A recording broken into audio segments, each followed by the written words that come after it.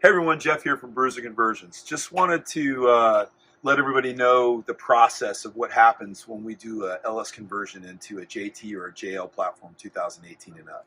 So what you see here is a 2020 JT. It has a 450 horse LS3 in it. The difference between us and other companies in the industry is that we produce an engine that works off of the factory ECM in the vehicle, and it also bolts directly up to the factory transmission, which is capable of about 550 horsepower. We also have an upgraded transmission to go to a 650 plus horsepower application, which is the 8 HP 75, or for that matter, the 8 HP 90.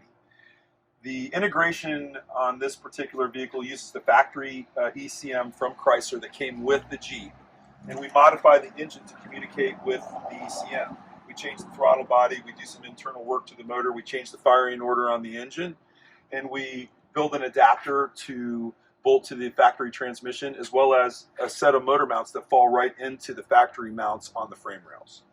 On the JL, on the JT, they're welded in because of the hydraulic mounts that they come with. Every option on the vehicle is going to operate as it did from the factory. Cruise control, tap shift, all of the features that came with your vehicle still work with the vehicle after the conversion. The conversion takes about 2 weeks in-house to do, and we sell complete kits that we send all over the world.